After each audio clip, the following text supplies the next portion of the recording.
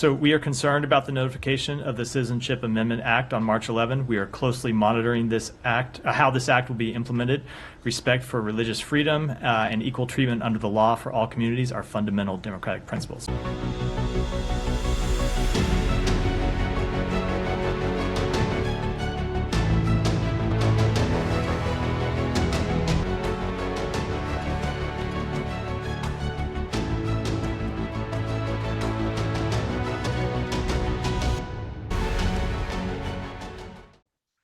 Welcome to conversation. मैं मुख्तदर खान, आपका host, आपका दोस्त। आज मैं आपसे जो इंटरनेशनल रिएक्शंस आ रहे हैं, इंडिया ने जो अब अनाउंस किया है कि वो CAA जो लॉ है उसे, उसके जो रूल्स और रेगुलेशंस है उसको इम्प्लीमेंट करने की जो नए नियम अनाउंस किए हैं, उसके बाद से जो इंटरनेशनल रिएक्शंस आए हैं और उसके क्या जियोपॉलिटिकल इम्प्लिकेशंस हो सकते हैं, उसके बारे में मैं आपसे बात करूंगा। उससे पहले आप लोग अगर अभी तक कॉन्वर्सेशंस को सब्सक्राइब नहीं किया है तो प्लीज कॉन्वर्सेशंस को सब्सक्राइब करें, वीडियो को लाइक करें, बेल आइकॉन जरूर दबाएं। ये बात तो बिल्कुल तय है कि ये जो लॉ 2019 में पास हुआ था कोविड से पहले, उसके बाद इतने मतलब नेशन वाइड प्रोटेस्ट हुए हैं इस लॉ के खिलाफ, और फिर मोदी गवर्नमेंट ने उसे हर जगह इम्प्लीमेंट नहीं किया। अब इलेक्शन से 1-2 हफ्ते पहले उन्होंने अनाउंस किया कि वो जो है सो CAA को लागू कर देंगे ऑल ओवर द कंट्री, और उसके तरीक़ेकार, वेबसाइट, पोर्टल वगैरह उन्होंने लगा दिया है। मैंने अमित शाह का ANI में स्मिता प्रकाश के साथ इंटरव्यू बड़े गौर से सुना, और वो जो भी इसे क्रिटिसाइज करते हैं उन्हें वो कह रहे हैं कि वोट बैंक पॉलिटिक्स, अमेरिका को भी कह रहे हैं कि अमेरिका वोट बैंक पॉलिटिक्स खेल रहा है इंडिया के साथ। तो एक बात मैं बताऊं कि ये खुद vote bank politics Narendra Modi और बीजेपी खेल रहे हैं। वो CAA को ऐसा प्रोजेक्ट किया है कि this is A pro Hindu anti Muslim law, और इस वजह से वो हिंदुत्व का जो उनका बेस है उसको गैल्वनाइज कर रहे हैं। देखो हम मुसलमानों पे कितना जुल्म कर रहे हैं, आओ हमें वोट डालो। That is the whole purpose कि ये इलेक्शन से 2 हफ्ते पहले इन्होंने CAA को लागू किया। पिछले साल क्यों नहीं किया, उससे पहले क्यों नहीं किया, कोविड खत्म होने के बाद क्यों नहीं किया? क्रिकेट हो सकती है इंडिया में, वर्ल्ड कप हो सकती है, तो क्या CAA नहीं हो सकता?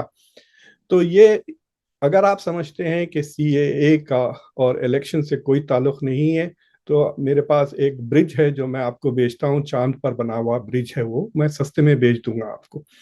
दूसरी चीज ये है कि ये कहना कि ये एंटी मुस्लिम नहीं है, वो भी एक इंटरेस्टिंग मुद्दा है जिसके बारे में मैं भी इस वीडियो में आपसे बात करूंगा। तो पहले तो मैं आपको बता दूं कि रिएक्शंस कैसे आए। अगर आप मीडिया में जाकर आप सिर्फ CAA इंडिया गूगल कर लें तो आप देख लेंगे हर अखबार, NBC से लेके हर टेलीविजन शो, सारी वेस्टर्न मीडिया जो है सो यही कह रहे हैं कि इंडिया हैज नाउ एक्टिवेटेड या स्टार्टेड या implemented N anti Muslim law CAA। तो ये कहना कि सारी दुनिया नहीं समझती है, बस सिर्फ मोदी के सपोर्टर्स इंडिया में वो सही समझते हैं, बाकी के सारे इंडियंस जो डिसएग्री करते हैं वो भी नहीं समझते इसको। सारी दुनिया में किसी को समझ में नहीं आता, सिर्फ अंधभक्तों को ये लॉ समझ में आया, विच इज वेरी स्ट्रेंज। और ये कहना कि we don't care about western media, ये बात छोड़ दें। अगर एक छोटी सी खबर आई कि वेस्टर्न मीडिया में किसी ने जैसा कि इटाली के प्राइम मिनिस्टर ने नरेंद्र मोदी की इस फोटो ली, इतना पूरा मुल्क ऐसा त्योहार मनाता जैसे कि दिवाली हो गई। ऑस्ट्रेलिया के प्राइम मिनिस्टर ने कहा मोदी इज द बॉस, पूरे हेडलाइंस इंडिया के अखबार में। तो ये ना कहिए कि what media in western media से डजंट मैटर। अगर थोड़ी सी भी तारीफ कर दें तो इतना धूम धूम, जैसा जैसा कि भगवान ने दर्शन दे दिए, तो इतना खुश हो जाते हैं इंडिया में। तो क्रिटिसिज्म भी वैसे ही ले आप, because it is very important. अगर इंडिया चाहता है कि दुनिया में रिकग्निशन हो तो दुनिया की सुने। अगर आपको दुनिया की परवाह नहीं है तो फिर इतना दुनिया की रिकग्निशन की क्यों तलब है? हम विश्व मित्र बन जाएंगे, हम विश्व गुरु बन जाएंगे, हम विश्व ये हो जाएंगे, हम विश्व वो हो जाएंगे, ये सब कहने की क्या जरूरत? ये कहिए कि हमको विश्व से परवाह ही नहीं, we don't care about the world. बस हमारे एट होम पर जो हमें वोट डालते हैं, as long as they are happy. तो ये सूरत हाल है। UN ने ये कहा, UN का जो बयान है वो कहा कि ये जो लॉ है it is fundamentally discriminatory and in breach of India's human rights obligations. यानी ये बेसिकली, अब मैं फंडामेंटली डिस्क्रिमिनेटरी तो आई डोंट नो, मैं उसको हिंदी में नहीं ट्रांसलेट कर सकता, लेकिन आप समझ लें और ना गूगल ट्रांसलेट में जाकर देख लें, ये बुनियादी तौर पर ये तफरीक करता है लोगों के बीच में। It is fundamentally discriminatory. और एक बात मैं बताऊं, अगर इंडिया में यूसीसी आ जाता था ऑलरेडी, यूनिफॉर्म सिविल कोड, तो क्या ये बिल पास कर सकते हैं? बिकॉज इस बिल में जो प्रोविजंस दिए गए हैं किसी भी चीज को, जिनको फायदा हो रहा है, उनको फायदा उनकी रिलीजियस आइडेंटिटी की वजह से हो रहा है, इसलिए नहीं हो रहा कि वो इकोनॉमिकली बैकवर्ड हैं या पॉलिटिकली बैकवर्ड हैं। जिन जिन को फायदा होगा उनको सिर्फ और सिर्फ इस वजह से फायदा होगा कि they have a particular religious identity. अगर आप बांग्लादेश से भागकर इंडिया आए हैं और आप मुसलमान हैं तो आपको इससे कोई फायदा नहीं होगा। अगर आप बांग्लादेश से भागकर आए हैं और आप हिंदू हैं तो आपको बगैर किसी कैटेगरी के आपको सिटीजनशिप मिल जाएगी। द लॉ सेज कि आप 31 दिसंबर 2014 से पहले आए, बट मुझे लगता है कि इम्प्लीमेंटेशन में भी बदमाशी की जाएगी और जो भी बस ये कह दे कि मैं हिंदू हूं, मैं बांग्लादेश से आया, उनको मिल जाएगी मोस्ट प्रोबेबली सिटीजनशिप। तो ये डिस्क्रिमिनेटरी कैसा हुआ? लोग कह रहे हैं कि नहीं, सिर्फ मुस्लिम कंट्रीज से, हम सिर्फ 3 कंट्रीज से ये लॉ पास किए हैं। तो पहले तो मैं आपको समझा दूं सीए के बारे में, जो लोग खुश हो रहे हैं सीए को देखकर, this is not going to help जो पाकिस्तान में या अफगानिस्तान में या बांग्लादेश में जो भी हिंदू हैं, सिख हैं, ईसाई हैं, जैन हैं, बुद्धिस्ट हैं। अगर इनके ऊपर आज जुल्म हो रहा है तो सीए उनको नहीं बचाने वाला। ये कहना कि पाकिस्तान में लड़कियां उठाई जा रही, हाँ उठाई जा रही हैं, उनको जबरदस्ती उनका मजहब चेंज हो रहा, ये कल भी होगा, परसों भी होगा। ये बातें अमित शाह ने स्मिता प्रकाश से कहा, लेकिन स्मिता प्रकाश ने उनसे पूछा नहीं कि भाई आज जिनके ऊपर जुल्म हो रहा है आप उनके लिए क्या कर रहे हो? कुछ नहीं। अगर आपके ऊपर जुल्म हुआ है और आप इंडिया भाग के आ चुके हैं, और वो भी 2014 में, यानी दिसंबर 31 2014 से पहले अगर आप इंडिया में आए, तो this law is only about people who are already in India. मैं बार बार कहता हूं, मुझे लगता है कि ये जो अंधभक्त है उनको समझ में ही नहीं आती बात। ये उनके लिए नहीं है जो हिंदू वगैरह हैं, जो नॉन मुस्लिम्स है अफगानिस्तान, पाकिस्तान और बांग्लादेश में आज। ये लॉ सिर्फ उनके लिए है जो इंडिया में है इस वक्त। So if you are in India और आपके पास डॉक्यूमेंटेशन नहीं है जिससे आप प्रूफ कर सकते हैं कि आप एक सिटीजन हैं इंडिया के, तो उस कैटेगरी में वो लोग जो मुसलमान को छोड़ दें, बाकी सब अगर ये कह सकते हैं कि हम अफगानिस्तान, पाकिस्तान और बांग्लादेश से रिलीजियस डिस्क्रिमिनेशन की वजह से यहाँ भाग कर आए हैं, तो उनको सिटीजनशिप मिल जाएगी। So this law is applied to those who are in India. It excludes Muslims who are in India and includes those who are non-Muslims. और आप समझ रहे हैं कि इंडियन मुस्लिम्स के ऊपर असर नहीं होगा। ये देखिए आप खबर, फखरुद्दीन अली अहमद जो इंडिया के प्रेसिडेंट रह चुके हैं, उनकी भाई की फैमिली को 2 बार एनआरसी के तहत नॉन सिटीजन्स की स्टेटस में डाल दिया गया। They are not able to proof. मैं अमेरिका आया 1992 में, कुछ 2003 या 4 में मैं यहाँ पर ग्रीन कार्ड के लिए अप्लाई किया। जब मुझे जॉब मिल गई तो one of the requirements was a birth certificate. मेरे पास बर्थ सर्टिफिकेट नहीं थी। इंडिया में ऑटोमेटिकली बर्थ सर्टिफिकेट इशू नहीं होती। जब मेरे बच्चे यहाँ हॉस्पिटल में पैदा हुए तो बर्थ सर्टिफिकेट इशू हो गया। मेरे पास बर्थ सर्टिफिकेट था ही नहीं। जिस दवाखाने में मैं पैदा हुआ था औरंगाबाद में, वो प्राइवेट हॉस्पिटल था। It was expensive but private. और जब वो डॉक्टर रिटायर हो गए तो दवाखाना बंद हो गया। और उस दवाखाने में मुझे याद है, मैं जब 8वीं जमात में था, मैं उस दवाखाने में टेबल टेनिस खेला। वो टेबल टेनिस क्लब बन गया था वो हॉस्पिटल। तो I didn't have a birth certificate. मुझे रिक्वेस्ट करना पड़ा। मेरे अंकल गए म्यूनसिपैलिटीज में, पता नहीं कहाँ से, औरंगाबाद में, उन्होंने बहुत सारे पैसे भी लगे। तो आप समझ सकते हैं कितनी रिश्वत वगैरह देनी पड़ी। फाइनली वो बर्थ सर्टिफिकेट मुझे मिली, जिसके बेसिस पे finally I was able to apply for my green card here. तो ये अज्यूम करना कि हर बंदे के पास डॉक्यूमेंटेशन है, प्रूफ हैं वगैरह, सब गलत बात है। So there are lots of people जो अगर मुस्लिम हैं और वो अपनी सिटीजनशिप प्रूव नहीं कर सकते तो उनको डिटेंशन कैंप्स में डाल दिया जाएगा, क्योंकि वो प्रूव नहीं कर सकते वो सिटीजन है, और वो अगर मुस्लिम है, अगर हिंदू होते तो कह दे सकते ना भाई मैं भाग के आया हूं भाई, तो इमीडिएटली आपको सिटीजनशिप मिल जाएगी। So that is why it is considered as anti Muslim and excluding Muslim. मुझे लगता है कि जो सीएए को सपोर्ट कर रहे हैं और जो सीएए को की वजह से बीजेपी को वोट डालेंगे, that vote is Islamophobic vote. America में यहाँ पर मिलर से जो स्पोक्स पर्सन है यूएस गवर्नमेंट के, उनसे पूछा गया सीएए के ताल्लुक से, तो उन्होंने साफ कहा कि we are very concerned about it and we are monitoring its implementation. Equal treatment under the law जो है सो वो डेमोक्रेसी की एक शिनाख्त है। इंडिया जाके दूसरों से कहती है कि हम डेमोक्रेसी के मदर हैं, डेमोक्रेसी के हम माँ हैं, और फिर इस तरह के अनडेमोक्रेटिक लॉज पास होते हैं। So we are concerned about the notification of the Citizenship Amendment Act on March 11. We are closely monitoring this act, how this act will be implemented. Respect for religious freedom and equal treatment under the law for all communities are fundamental democratic principles. As regards the U.S. State Department's statement on the implementation of CAA, and there have been comments made by several others, we are of the view that it is misplaced, misinformed, and unwarranted. India's constitution guarantees freedom of religion to all its citizens.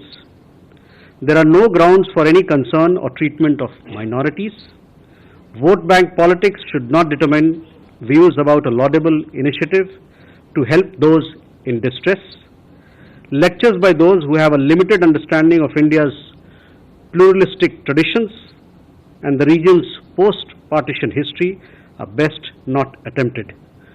Partners and well-wishers of India should welcome the intent with which this step has been taken. Smita प्रकाश के साथ अमित शाह ने बार बार कहा कि इससे NRC का कोई ताल्लुक नहीं है। जब राहुल जो इंडिया टुडे के बंदे हैं, उनका नाम लास्ट नेम भूल रहा हूं मैं, उन्होंने जब अमित शाह से पूछा कि एनआरसी की बात है तो इससे उन्होंने कहा कि एनआरसी का जवाब मैं आपको इलेक्शन के बाद दूंगा।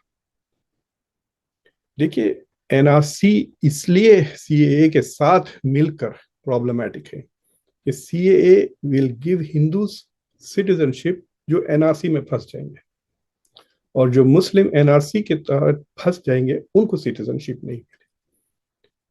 जब अस्साम में एनआरसी किया गया था तो कुछ 19 लाख लोग अपने डॉक्यूमेंटेशन प्रूफ नहीं कर सके, वो प्रूव नहीं कर सके कि वो सिटीजन है। 19 लाख लोग, ये जो कहते हैं ना मेरे शो पर आके के how can you not prove your citizen, ये इनसे कहिए 19 लाख, और मेजॉरिटी ऑफ देम हिंदू थे, तो उनको तो डिपोर्ट नहीं किया गया।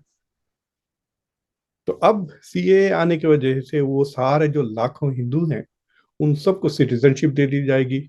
ये कह के करके ये घुसपैठिए बांग्लादेश से आए हैं क्योंकि बांग्लादेश में मुसलमानों पर जुल्म हो रहा है, सॉरी हिंदुओं पर जुल्म हो रहा है, और जो उनमें से मुसलमान हैं उनको डिपोर्ट किया जाएगा क्योंकि उन पर जुल्म नहीं हो रहा है।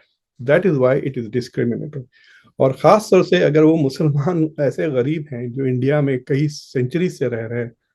एक साहब तो एसबीआई के सीनियर मैनेजर थे, वो रिटायर हो गए, वो नहीं प्रूव कर सके। कई इंडिया के ऐसे हैं जो फौज में भी काम कर चुके हैं और रिटायर्ड फौजी हैं जो प्रूव नहीं कर सक रहे कि वो सिटीजन्स हैं, तो उनको भी एनआरसी के लिस्ट में डाल दिया। आप गूगल करके पढ़ लें उनकी life stories. So this is a discriminatory policies that is going to hurt more and more people. और इसका इंटरनेशनली भी काफी असर होने वाला है, क्योंकि आप देखिए मीडिया में जो कवरेज हो रहा है कॉन्स्टेंटली ये कि this is an anti Muslim law, anti Muslim law, anti Muslim law. India तड़प रहा है to become the leader of the global south. दो ग्लोबल साउथ की कॉन्फ्रेंसेस, देखिए global south is fully Muslim. जो 50-55 मुस्लिम कंट्रीज हैं वो global south में हैं। देयर इज ए लिमिट कि किस हद तक दे विल, उनकी खुद जो पॉपुलेशंस हैं अगर वो पढ़ेंगे ये इंटरनेशनल मीडिया, तो वो थोड़ी कहेंगे कि भाई हम वॉशिंगटन पोस्ट नहीं पढ़ेंगे, हम सिर्फ वो यूट्यूब चैनल्स देखेंगे जो मोदी के प्रो मोदी हैं इंडिया में। वो थोड़ी करेंगे। कुवैत में, सऊदी अरब में, इजिप्ट में public are going to pay lot of respect to western media, because वो खुद अपनी मीडिया को नहीं ट्रस्ट करते, so they trust western media, and then this image के India is becoming a very anti Muslim country will catch on.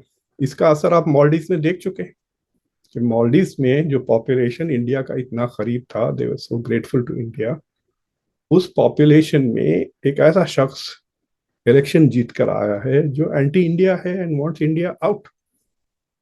Is not a dictator, he's won the election. It means अगर majority भी नहीं है, there is a large constituency which has bought his message कि India out. और आप जाके तफसील से पढ़ें, one of the reasons was कि इंडियन गवर्नमेंट वहां जाके योगा पुश करने की कोशिश की, और दिस जो दे परसीव के नरेंद्र मोदी और उनकी सरकार एंटी मुस्लिम है, तो इस वजह से वहां पे उस मुल्क में एंटी इंडिया सेंटिमेंट आ गया है। अब बांग्लादेश में भी आ गया है, अब बांग्लादेश में भी इंडिया आउट, बॉयकॉट इंडिया के नारे लगने लगे हैं। तो इस तरह से अगर आप सारी दुनिया में अगर आप दुनिया की ओपिनियन को केयर नहीं करते, तो you are not going to be leader of the world, specially जब आपके पास ऐसा कोई बिलियंस ऑफ डॉलर्स, जैसे America billions of dollars aid दे देता है, 200 बिलियन अभी तक यूक्रेन को दे दिया, इनको दे दिया, हर जगह एड देता है बिलियंस ऑफ डॉलर्स। तो इसलिए लोग अमेरिका से गुस्से में नफरत करते हुए भी अमेरिका की सुनते हैं। If India can not do that, then India is going to have trouble. तो ये डेफिनेटली आप लोग माने या ना माने, ये जो एंटी मुस्लिम लॉज और एंटी मुस्लिम जो टैक्टिक्स हो रहे हैं इंडिया में, खासतौर से इलेक्शन जीतने के लिए, नरेंद्र मोदी को इतने सीटें चाहिए कि वो कॉन्स्टिट्यूशन को बदल सके, और जो चीजें वो बदलना चाह रहे हैं कॉन्स्टिट्यूशन में, they will also undermine India stature internationally. अगर आप समझते हैं कि इंडिया चेंजेस इस constitution from being a secular socialist democracy to a Hindu national state, उससे अगर इंडिया में ग्लोबली इमेज बढ़ेगा, यू आर रॉन्ग। कोई ऐसा रिलीजियस स्टेट नहीं है which enjoys respect from the rest of the world. Pakistan ने ये करके देख लिया, अफगानिस्तान को तो कोई रिकग्नाइज नहीं कर रही, इंडिया भी नहीं रिकग्नाइज कर रही है, उन्होंने बना के रखा हुआ है इस्लामिक एमिरेट फलान फलान, नोबडी केयर्स। हाँ, अगर वो बन जाते democratic Republic of Afghanistan, I can guarantee you they would be reform, they would be part of the UN already, और उनके पास बिलियंस ऑफ डॉलर्स एड अभी आ जाती थी डेवलपमेंट के लिए। सो this is a very interesting और सीरियस इम्प्लीकेशन। आज UN general assembly में, सॉरी यूएन सिक्योरिटी काउंसिल या जनरल असेंबली की मैंने तफसीलन पढ़ा नहीं, I will share that clip, आप देख लें उसको, जिसमें इंडिया के जो एम्बेसडर है उन्होंने कहा कि वी अपोज इस्लामोफोबिया। अरे भाई, ग्रेट, फैंटास्टिक, तो आप घर में भी अपोज करें। At the heart of this ethos is our principle of Sarva Dharma Sambhava, encapsulating Indian secularism and affirming the inherent goodness of all religions, each deserving of equal respect. This principle isn't merely a facet of our culture, it is firmly enshrined within the Constitution of India. It is therefore with deep concern, Mr. President, that we observe the growing manifestation of intolerance, discrimination, and violence against followers of various religions. We condemn all acts motivated by anti-Semitism, Christianophobia, or Islamophobia. Islamophobia, सिर्फ internationally Islamophobia oppose करने से क्या फायदा। सो I hope कि आप लोगों को ये थोड़ा थॉट प्रोवोकिंग लगा हो, और जो मैंने कमेंट्स देखे हैं आप खासतौर से वो डिस्कशन देखें जहां पर ब्रीफ है, जहां पर अमित शाह ये कह रहे हैं कि एनआरसी आएगा सीएए के बाद, द इम्प्लीकेशंस वेरी क्लियर कि ये दोनों साथ अप्लाई किए जाएंगे, और जहां पर ओवैसी साहब एक्सप्लेन कर रहे हैं कि इनमें कनेक्शन क्या है, आप वो भी वीडियोस देख लें। और अंटिल नेक्स्ट टाइम, मैं आपका होस्ट, आपका दोस्त मुख्तदर खान। आप क्रोनोलॉजी समझ लीजिए, पहले सीए भी आने जा रहा है, सीए भी आने के बाद एनआरसी आएगा, और एनआरसी सिर्फ बंगाल के लिए नहीं आएगा, पूरे देश के लिए आएगा। घुसपैठिया देश की समस्या है। बंगाल चूंकि बॉर्डर स्टेट है तो बंगाल के लिए ज्यादा एक्यूट समस्या है, परंतु पूरे देश की समस्या है। तो पहले सीए भी आएगा, सारे शरणार्थियों को नागरिकता दिया जाएगा, तो स्वाभाविक रूप से एनआरसी से उनको भय रखने की जरूरत नहीं कि CAA को आप सिर्फ CAA से नहीं, CAA को आपको NPR और NRC से जोड़कर देखना जरूरी है। क्या अमित शाह पार्लियामेंट में मेरा नाम लेकर नहीं कहे थे कि ओवैसी जी NPR NRC भी आएगा? क्या अमित शाह कई टीवी इंटरव्यूज में नहीं कहा था कि NPR NRC आएगा? जब CAB था, बाद में CAA वो एक्ट हो गया, वो जब CAB बिल था, जब उनका ऑन रिकॉर्ड इंटरव्यू है, पार्लियामेंट में उन्होंने कहा है। तो ये सब एक धुआं है और ये कोशिश कर रहे हैं कि असल इनका मकसद क्या है कि देश में NPR हो, NRC हो। अब मिसाल के तौर पर आसाम में जो NRC हुआ, सुप्रीम कोर्ट मॉनिटर्ड, 1600 करोड़ रुपए उस पर खर्चा किए गए, 50,000 गवर्नमेंट एम्प्लॉयज ने काम किया और 19 लाख लोगों को कहा गया कि भारत के शहरी नहीं है, नागरिक नहीं है।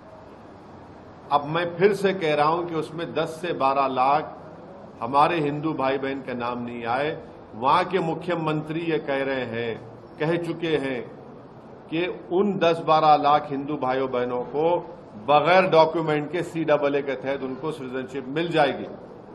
अब जो 1 से 1.5 लाख जिन मुसलमानों के जहां नाम नहीं आए, वो तो एक्ट में नहीं आएंगे, CAA में, उनको तो फॉरेनर्स ट्रिब्यूनल जाना पड़ेगा। ये कौन सा इंसाफ है बताओ?